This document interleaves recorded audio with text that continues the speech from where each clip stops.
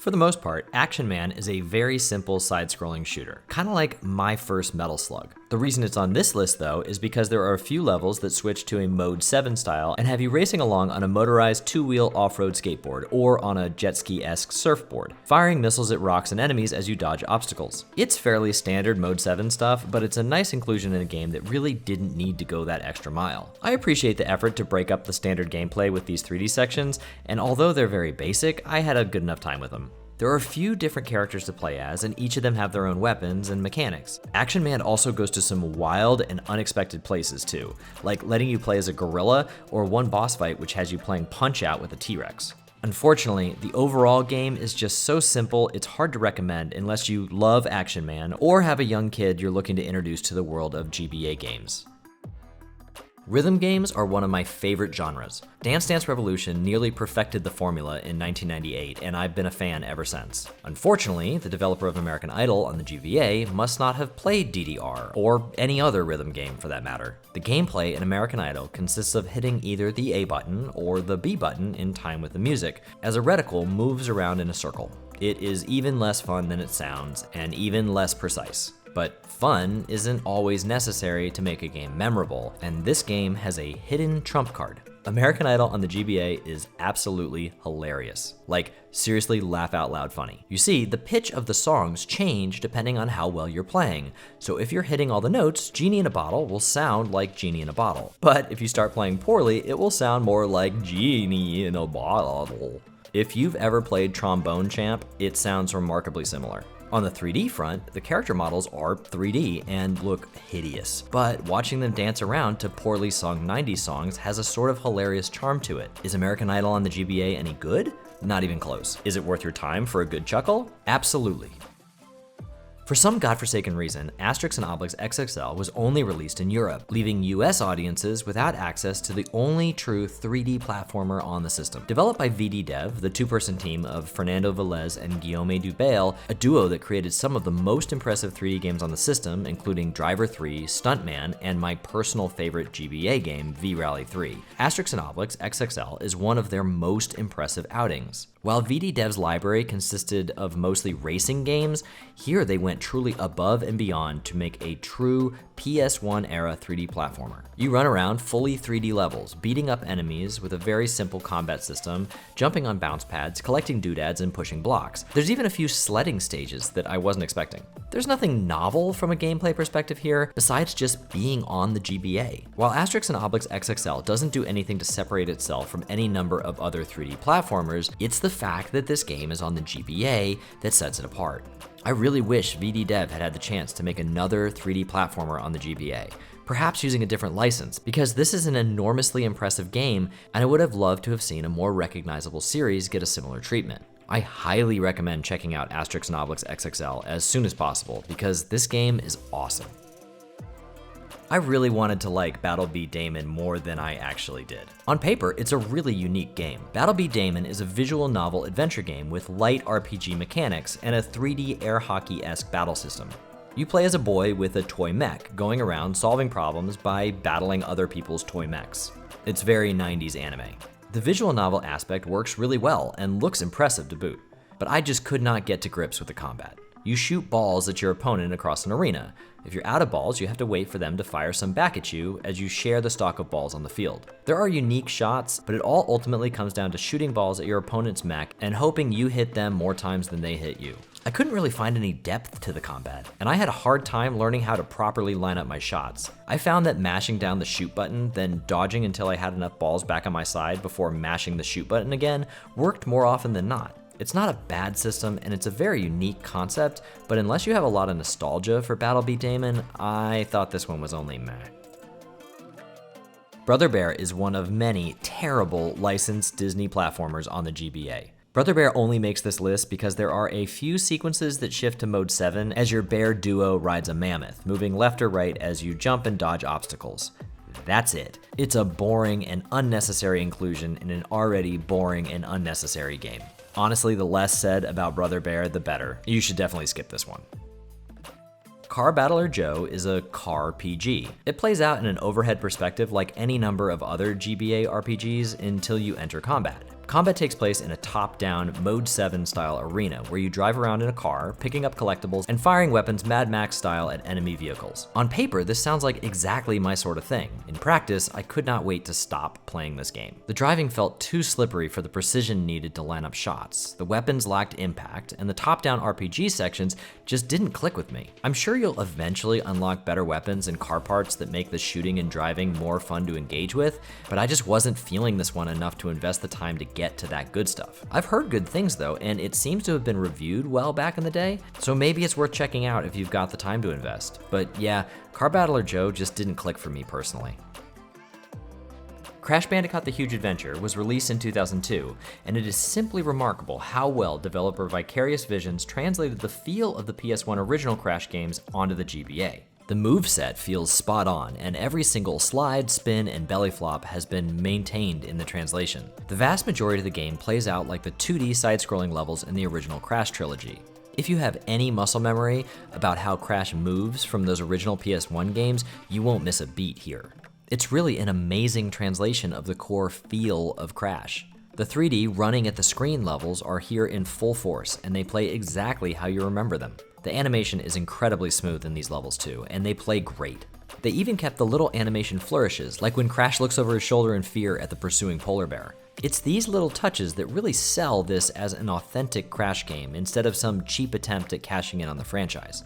Overall, this is a great Crash game, and I highly recommend checking it out. Most of what I said about The Huge Adventure applies here to the sequel, N-Tranced, as well. Instead of being chased by a polar bear in the chase sequences, you're now on a wakeboard being chased by a shark. Something about the way the water moves, though, makes this feel much more like a looping full-motion video than the scrolling backgrounds in The Huge Adventure. Surprisingly, I found this take on 3D Crash to be less impressive than the first outing. It's worth checking out, but only after you've had your fill of the superior first game. Driver 2 Advance is a quite impressive first take on a fully open world game on the GBA. It has a fairly small map, and the game is entirely linear, with new missions beginning immediately upon completing the previous one. But if you want to drive around the entire game map, you can, and the ability to get in and out of various vehicles is pretty damn impressive. The gameplay, though, is merely serviceable. Your walking speed is unbelievably slow, to the point where it makes the on-foot gameplay almost entirely worthless. And honestly, driving isn't much faster. Missions consist of pursuing fleeing cars, destroying enemy cars by ramming into them, and tailing missions. It's fairly easy to cheese the missions too by ramming enemies into walls and getting them stuck until they blow up. It's the tailing missions that really killed this game for me. The other mission types are fun enough, but the tailing missions are so unbelievably boring that I couldn't wait for them to end. Driver 2 Advance is worth checking out, but make sure to play it before you play Driver 3, because once you've played that masterpiece, it's really hard going back to this one. Once again, the masterminds at VD Dev have done the impossible, taking the reins for the Driver franchise and creating one of the best looking and most impressive titles on the GBA. Like Driver 2 Advance before it, Driver 3 is a fully open world game, but this time gives the player enough freedom to truly call itself open world. The game looks absolutely fantastic, using the same engine VD Dev used for Aestrix and Obelix XXL in order to create a fully 3D world. The traffic is dense, the geometry is complex, and the level of detail in the character, car, and building models is incredible. Hell, the game even turns into a third-person shooter when you exit the car and pick up a weapon. Everything plays great too. The driving is fast, the shooting is fun, and the missions are varied. While I don't personally love Driver 3 as much as I love some of VD Dev's other games, it's still an awesome time, and in terms of sheer scope, it's easily one of the most impressive games on the GBA. Like all of VD Dev's games, I highly recommend you check this one out. Finding Nemo is another one of those mostly 2D, but with some fancy 3D levels interspersed for good measure. Or maybe more like middling measure here. In those 3D levels, you're tasked with chasing down Dory, gaining speed by swimming through circles of bubbles, and that's it. You don't have very much control either, as the speed boost seriously limits your ability to turn, and this imprecision quickly makes these levels become tiresome. At least they're legitimately 3D and not just Mode 7, but look at them, they really don't look great. While I'm impressed that Disney went the extra mile to add some 3D flair into an otherwise throwaway license game, it's really not a terribly impressive implementation of 3D on the GBA. Ultimately, Finding Nemo on the GBA is just not worth your time. I wish I could read Japanese so I could have understood what the hell was going on here. Ghost Trap was developed by Eidos Interactive and was released only in Japan. It plays a bit like the original PlayStation Resident Evil games, where you move around 3D environments with fixed camera angles, and you battle enemies while managing resources. Instead of using guns, you place traps, lure enemy ghosts into the traps, and then zap them with what looks like a television remote control. I couldn't get very far into Ghost Trap because of the language barrier and found myself getting lost pretty quickly. But from first impressions, it seems to be a fairly impressive take on a Resident Evil style game on the GBA. If you read Japanese, this one might be worth checking out, but for everyone else, the language barrier is just too impenetrable, so I take a reluctant pass on Ghost Trap. Instead of going the third-person route, GTA Advance decided to go with the top-down perspective of the early PS1 games. The buildings are all rendered in 3D, but the characters and cars are sprites, which unfortunately leads to very little visual cohesion. It doesn't help that the game is extremely stuttery too, which makes the very act of driving around the city headache-inducing. The one genuinely impressive element is how the camera will zoom down towards your character when they're on foot, and zoom out while you're driving, giving you a wider view of the road. Oh, and when you run through a dead civilian's blood, your character will leave bloody footprints behind them, which is a nice gory detail and a bold move for Nintendo to allow back in the day. But on the whole, I really didn't like GTA Advance. I recommend you skip GTA Advance and go play Driver 3 instead. Harry Potter and the Order of the Phoenix was a really weird game. Whereas other Harry Potter games went the RPG or action game route, Order of the Phoenix can best be described as a fetch quest adventure game with light combat and dreadful minigames interspersed throughout. The backgrounds are all pre-rendered, Resident Evil style, with only the character models being 3D. It's a little impressive how smoothly your character scales as they move closer and further away from the camera, but beyond that, this game is kinda ugly. I'm actually a big fan of the style they attempted here. It just didn't work out quite how they intended. Making a Harry Potter game in the style of Resident Evil could be a cool way to show off Hogwarts, using highly cinematic camera angles to show off the castle.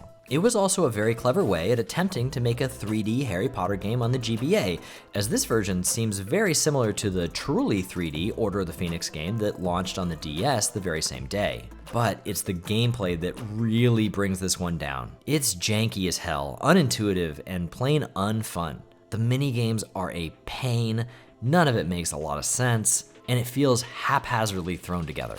Order of the Phoenix is worth checking out as a case of what could have been, but it's not worth spending much time with.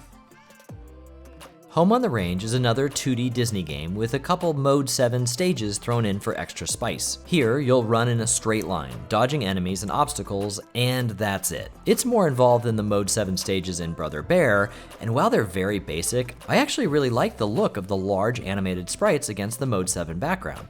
The beat-em-up stages are kind of fun too, in a 90s arcadey kind of way. Home on the Range isn't amazing by any stretch, but it's worth checking out if you love the movie, which for context I've never seen, or you're a fan of 2D brawlers. Everyone else though can probably skip this one.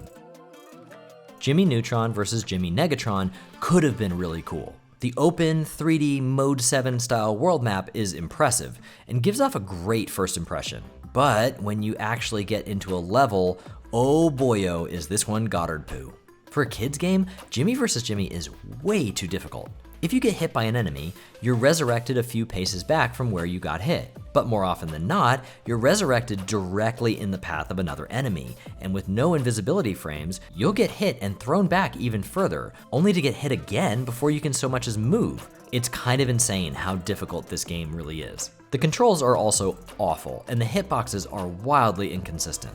It's worth watching a few minutes of gameplay to see how Mode 7 backgrounds could theoretically work in a 3D platformer like this, but other than that one bit of novelty, Jimmy Neutron vs. Jimmy Negatron is an awful game and not worth your time.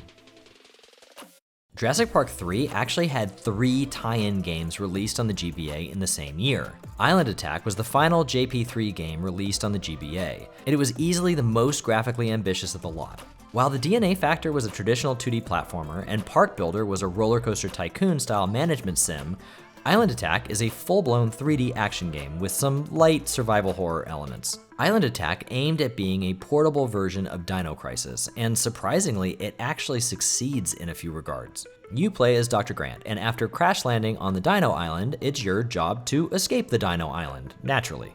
You'll explore various levels in an isometric view, occasionally riding a motorcycle, but mostly evading dinos, collecting medkits, and finding keys. Instead of having a traditional gun, you're given a shock rifle, incapable of killing dinosaurs on its own, but with enough firepower to set off the various explosive barrels and boxes littered around the island, which will kill the various dinos. It's an interesting wrinkle to the gameplay that unfortunately just ends up making the shooting more annoying than it has to be.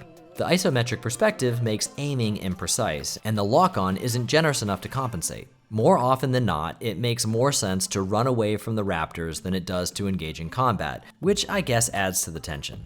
It's also a very short game, with a full playthrough lasting only around 4.5 hours, which honestly feels like the perfect length for what's on offer here. Island Attack is not terribly complex, but it looks nice enough, provides a decent level of tension, and overall is a good bit of fun. It's not perfect, but I do recommend checking out Jurassic Park 3 Island Attack.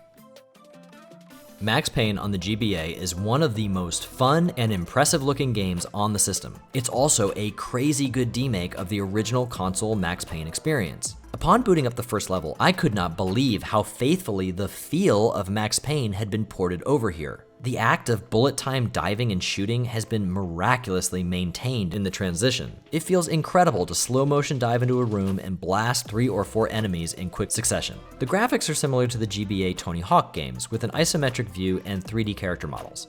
There's an attention to detail here that really makes this game stand out. Blood coats the walls after killing an enemy, individual weapons are modeled and feel as impactful as expected, and there are even these little environmental details like this vibrating bed. These things add up to make Max Payne on the GBA feel like a proper Max Payne game, and not just an attempt to milk the license. There are some minor issues, like the way the camera will spin around wildly to try to give you the best view, which will often lead to your death as you won't be able to see enemies beyond your field of view. And shooting outside of the bullet time really isn't an option, as you'll die almost immediately without the added slow motion advantage. But overall, this really is a full package. If you at all like action games, I highly recommend checking out Max Payne. Holy hell, this game sucks. Based on the film Osmosis Jones from 2001, Ozzy and Drix ended up being my absolute least favorite game on this entire list. It was made on the amazing Blue Roses engine, which was also used to make some of the most impressive games on the GBA. The cutscenes have some impressive 3D character models, but beyond that, there's nothing redeeming about this game. It's mostly a 2D platformer with 3D models, but everything is skewed at this weird angle, which makes landing on platforms way too difficult. On top of the finicky controls, these levels have to be some of the most poorly designed stages I've ever played. Eventually, you'll hop behind the wheel of a car, and at first you'll be thankful for doing anything other than platforming, but it turns out that these stages are even worse. If you absolutely must check out every game that uses the incredible Blue Roses engine, I recommend watching somebody else play this, because it's an infuriating, abysmal mess of a game. Based on the PS1 game of the same name, Pac-Man World is an isometric 3D platformer that is way more fun than I expected it to be. While not a perfect one-to-one translation of the PS1 original, this is a fairly accurate demake, maintaining the original's moveset, levels, and general feel. It's a standard 3D platformer collectathon with a little bit of backtracking, but the diverse moveset kept things from getting stale. The one big issue here is with the game's depth perception. You'll be moving between the foreground and background throughout, and judging your exact spatial location can be kinda frustrating. Thankfully, Pac-Man has a shadow to help gauge where you'll land. Otherwise, this game could have been a complete failure. If you have any love for the PS1 original, this is a good enough approximation that's worth checking out. Or if you're just in the mood for some decent 3D platforming on the GBA, you could do a lot worse than Pac-Man World. Payback is a fairly impressive Grand Theft Auto clone. Actually, it's far more impressive than GTA Advance. Payback features a full 3D world from a top-down perspective, and it honestly looks great. There are some odd textures here and there, but they're easy enough to forgive given the scale of a game like this on the GBA. The controls are unique too, with the A button making you walk forward and the B button making you walk backwards. It takes a little getting used to, but it works well enough once you've gotten the hang of it. The mission design and overall narrative are where the game falters. You never really get a sense of why you're doing any of these missions. It's just a string of disconnected tasks that never really amount to anything. The building blocks of a great GTA game are all here, but it's the glue that holds them together that I wish was just a little more sticky. Payback is one of the most impressive looking games on the GBA, by far the goriest game on the GBA, and it's definitely better than GTA Advance, but just don't go in expecting to remember too much of it. Polar Express is yet another licensed platformer with some 3D stages thrown in. The 2D platforming sections of Polar Express are some of the slowest, most boring platforming that I've ever played. 0 out of 10 stars for the 2D sections. Once you finally get to the 3D levels, the disappointment hits even harder when you realize that they're even worse. You control a train, and I'm using the word control loosely. All you really do is decide which track the train is on at a given junction. Press left or right at designated track changes and your train will move left or right. If you're on the right track, you'll collect candy canes, but if you're on the wrong one, you'll crash. It looks alright, with a good use of winding hills, and I'm fairly sure this is the only 3D train level on the GBA, but that doesn't make it any more fun. Whatever you do, don't board this Polar Express. Spider-Man is yet another 2D game with a few bonus 3D stages. After every few levels, you'll reach a bonus stage where you take to the skies of New York City in a third-person view as you web swing around popping balloons. In order to stay airborne, you need to continuously press the A button, otherwise you'll plummet to the ground and the bonus stage will end. And these bonus stages are surprisingly fun once you get the hang of them. The coolest part of these sequences is Spider-Man's web swinging animation. Spider-Man is represented as 2D sprites, while the world is rendered in 3D, and the contrast works, with 2D webs whipping past you as Spider-Man zips around. The frame rate is decent too, which is surprising since Spider-Man 2 has some similar sequences, and those run terribly. Spider-Man 2 tried for an open world version of these bonus stages, and it ended up killing the frame rate. Despite its more limited scope, and while not nearly as technically impressive, I prefer these bonus stages to those in Spider-Man 2. The 2D stages actually run better as well for some reason, which makes this an overall better experience than its sequel. I had a lot of fun with this one, and I would definitely recommend Spider-Man on the GBA. I never would have guessed that Spider-Man 2 on the GBA would take the bonus stages from Spider-Man 1 and upgrade them into a full open world, but here we are.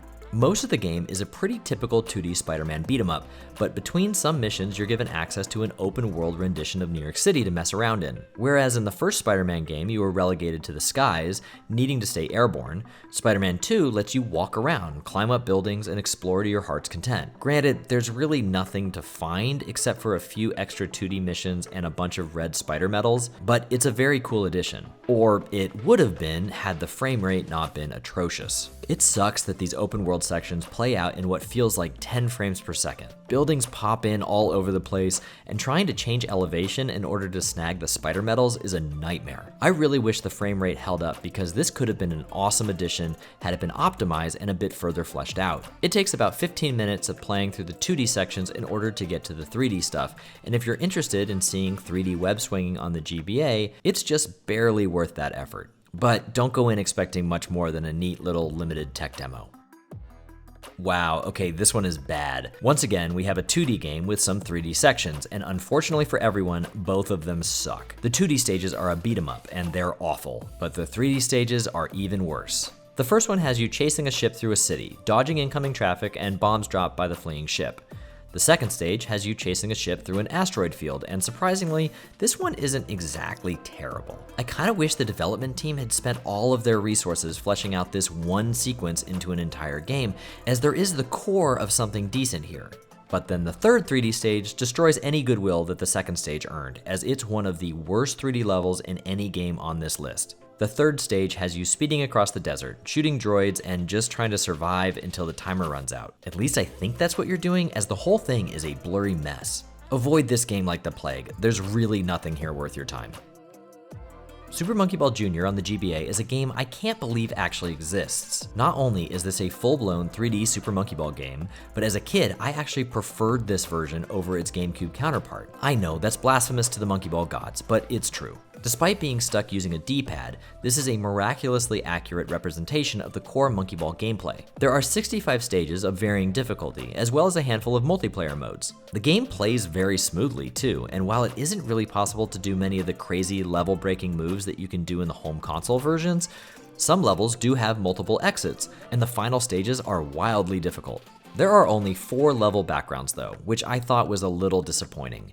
and the geometry has obviously been simplified for the GBA. I wish this game had received a sequel that was really able to branch out into more interesting locations and push this engine even further. On a side note, there's a cheat code called Super Blocky Mode that makes the game look worse for some reason. I have no idea why it's a thing, but I thought it was worth mentioning for how bafflingly weird it is. Overall, Super Monkey Ball Jr. is one of the top 3D games on the GBA, and it is absolutely worth checking out. Okay, so there are Strange games, and then there's Urban Yeti. This one feels like something that would have been on Newgrounds back in the day, or as a minigame in WarioWare. You play as a Yeti, released into a city, and things happen. It plays a bit like a terrible version of GTA, where you run around an open city, punching pedestrians, policemen, and dogs out of your way as you rampage between various minigames. On paper, it might just be outrageous enough to work, but in practicality, Urban Yeti is just a bad game. In the 10 minutes that I played it, I was told I needed to find a mate. In order to do so, I had to cross a toll bridge, but I didn't have the fee.